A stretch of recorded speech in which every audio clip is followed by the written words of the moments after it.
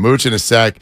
Mooch went on NFL Network today, said Trey Lance looked uncomfortable from the start in the game on Sunday. How about this? Here's a stat for you. You blew me away with this one during the break. Y'all ready for this one? Okay. And give it the way you gave it. I will. To me. I will. Here's the stat. Time to throw in Sunday's game. How much time did each quarterback have to throw? Brandon Allen, 2.19 seconds. Okay. Sam Darnold, 2.7 seconds. Okay, I'm going to stop you just real quick. Yep. When you said that, when you said Allen's and Darnold's, I thought, oh, well, Trey Lance's has got to be like 1.8. Like, I really thought it was going to be the other way. All right. Brandon Allen, 2.19. Sam Darnold, 2.7. Trey Lance, 3.31 seconds.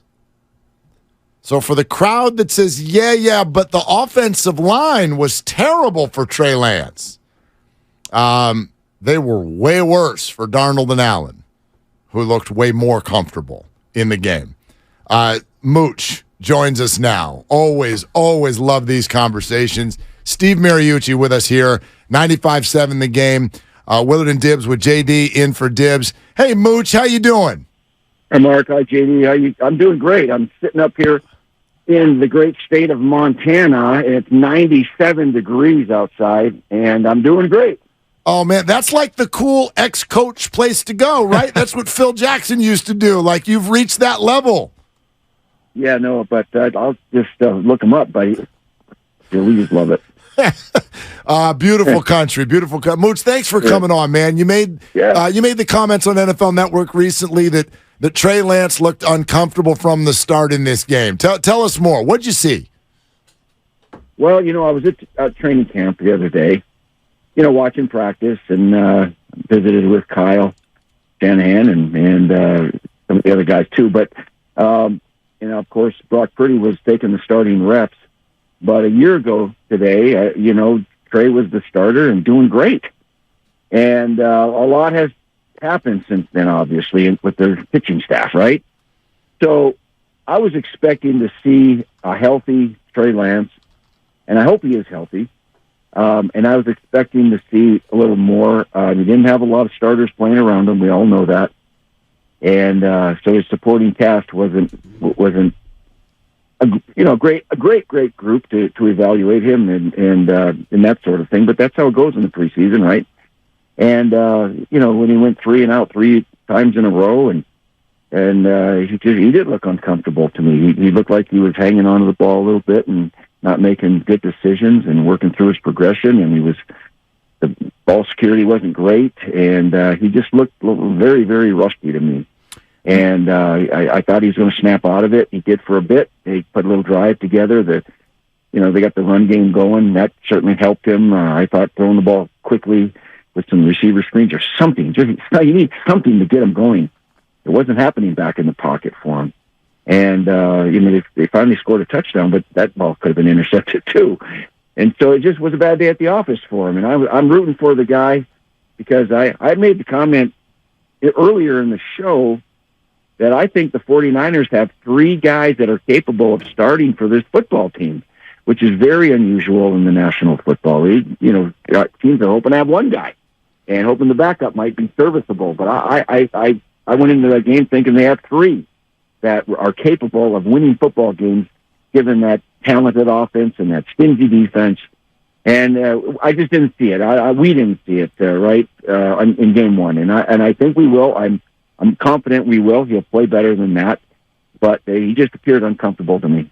So, Mooch, you would say that you don't. Do you still believe that they have 3 right now? I want to see the preseason play out. I want to see him back up on that horse and play a little bit more, right? And I'd like to see some more guys out there playing with him. And I don't know how many starters. Gosh, when I was coaching and back in the day, why did we say that? Back in the day, we would play our starters, right? And there were 4 preseason games, and we usually had 5 because we were either in Europe or the Hall of Fame game or someplace, right? There's always 4 or 5 games. And, the Favres and the Steve Youngs and the Garcias that I coached, they all wanted to play in the preseason. for a little bit. We tried to use good discretion and play him more the third game and, all that stuff for the way we do. But now, gosh, some teams are not playing their starters at all. And it's kind of a new thing. It's a new trend. And when Sean McVay didn't play any starters the year he won the Super Bowl, it was like, okay, maybe that's how you do it.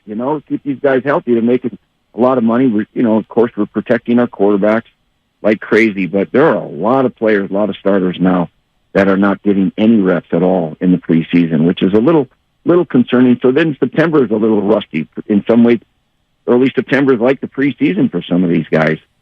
So I'd like to see these guys play a little bit more. And, I don't think they're going to play Brock Purdy much at all in the preseason, if at all, right? So Trey will be back out there and Sam will be back out there. And then we'll see, hopefully with some more starters on the field, they'll look a little better.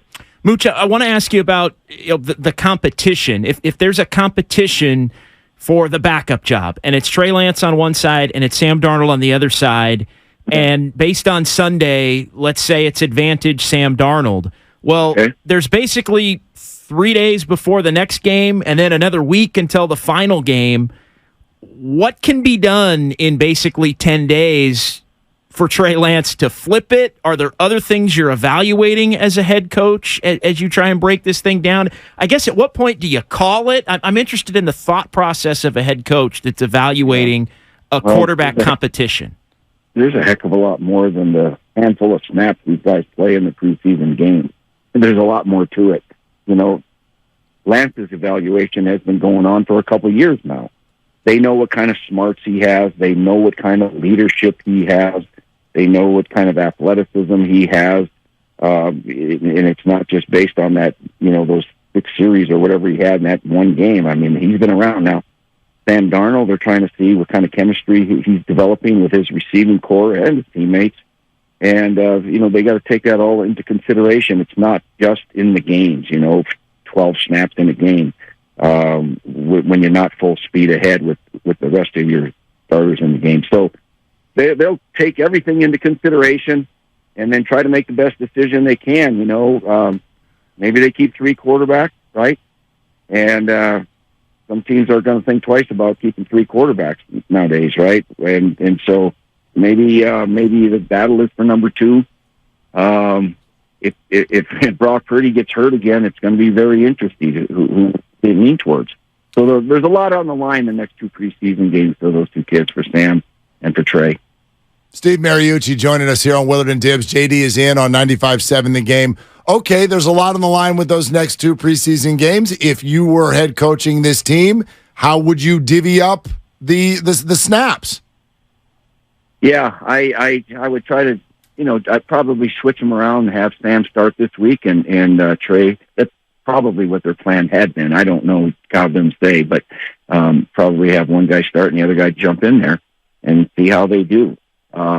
We'll see if, like I said, if somebody else on the starting group will contribute at all and get some snaps with them, especially linemen.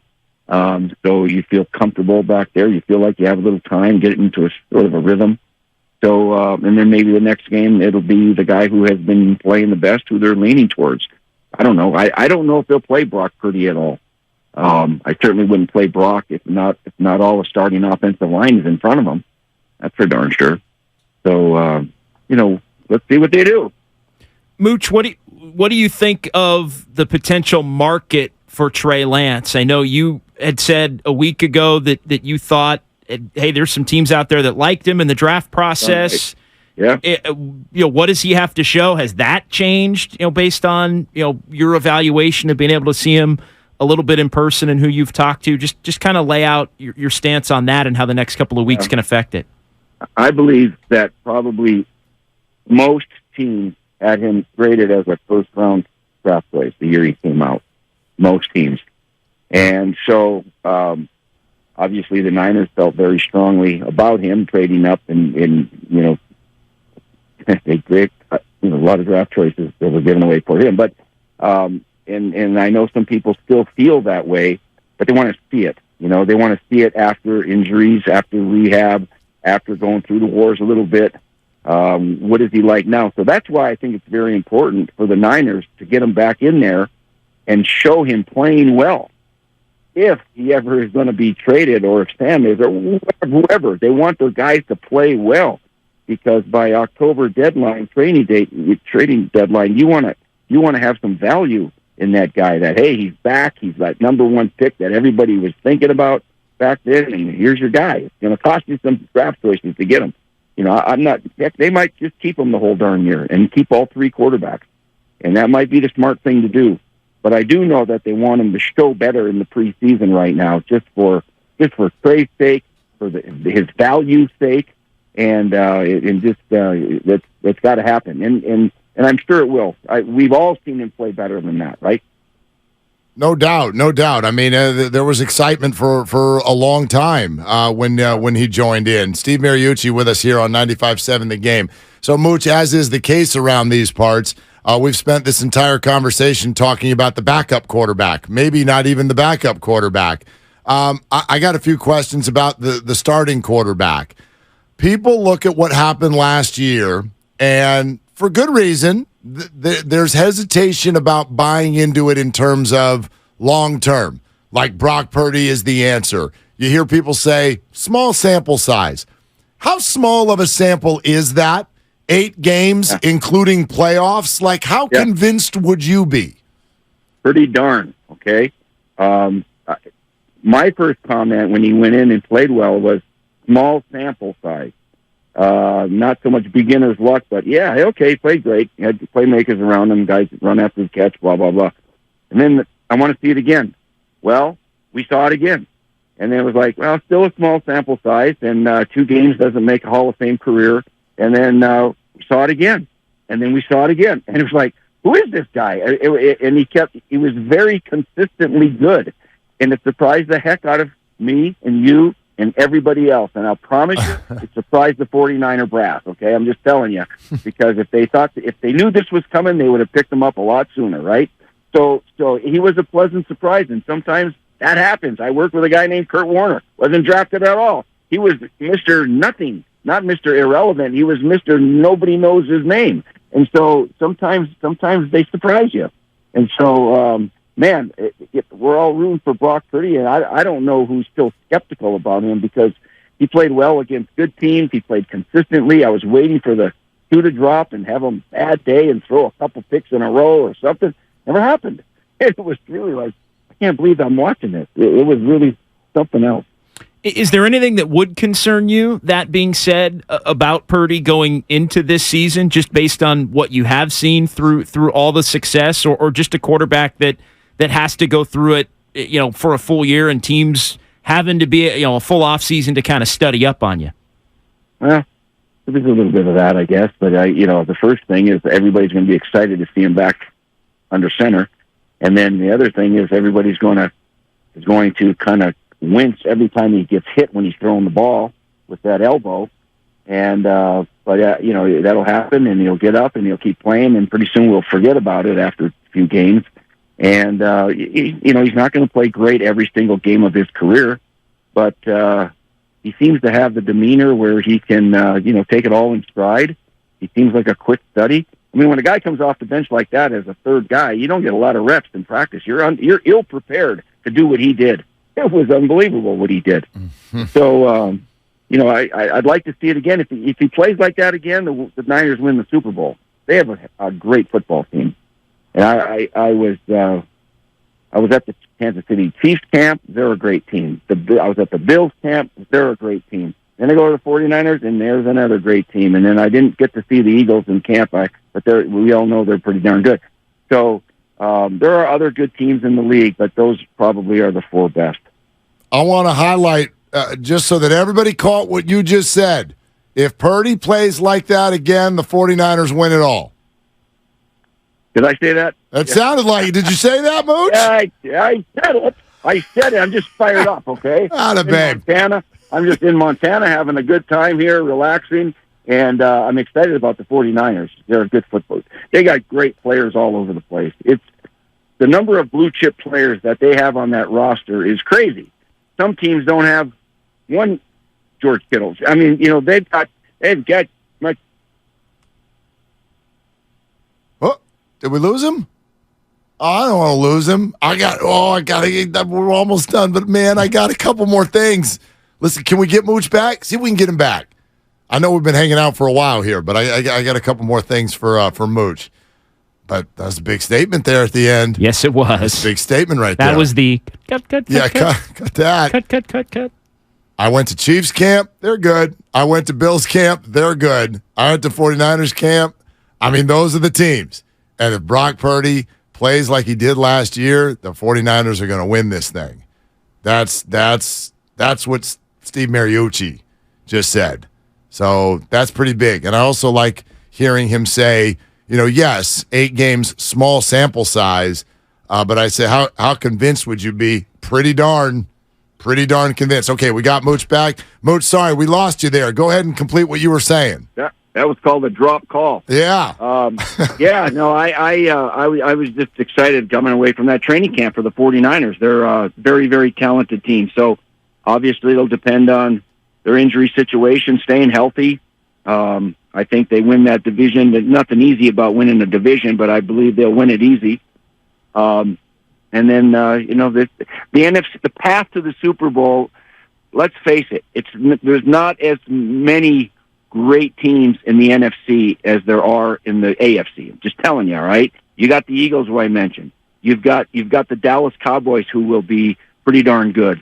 And then there's other good teams, but not a lot of great teams, all right? In the AFC, it's just loaded over there with the Bengals and the Chiefs and the Bills, and now the Jets are going to be good, and the Baltimore Ravens, and there's just all kinds of really good teams over there. So that's why the Niners, staying healthy, and Brock Purdy playing like he did last year, they got a great chance to get it done. Mooch, you said some nice things about Sam Darnold, and I wanted to ask you your thoughts, on the way they've played that. Like they signed him right away in free agency and told him something that made him say yes. He would have been a guy with options. So, what does that tell you, and how would you respond to the idea that he's not just there to potentially be the backup, but maybe even push Brock Purdy a little bit? Yeah, he's perfect. He's replacing Jimmy Garoppolo, who was a perfect backup. That's what he was last year. In fact, he wasn't going to be a backup. He was going to be on somebody else's team in training camp, and then that didn't happen. He becomes the backup. He becomes the guy who wins 7 games. But that's Sam Darnold's role pretty much right now. Yeah, he's competing with Trey Lance, but Sam's experience, he's played on a couple teams that weren't nearly as talented as the 49ers.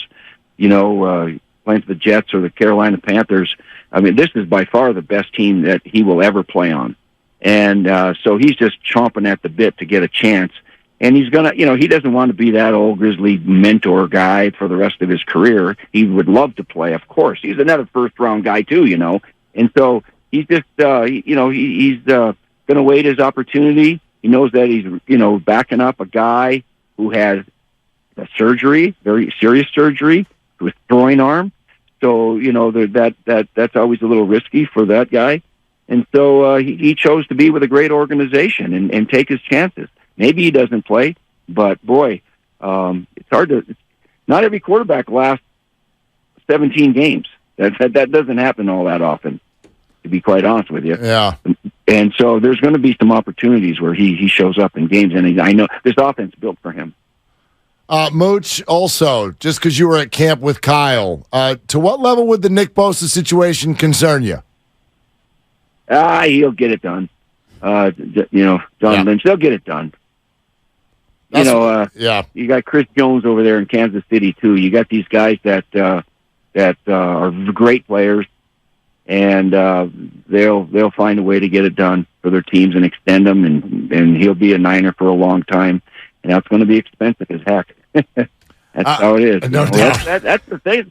That's what amazes me about the 49ers salary cap. They've had a handful of guys that were the highest paid at their position. Here goes another one with Nick Bosa. He's going to be the highest paid guy.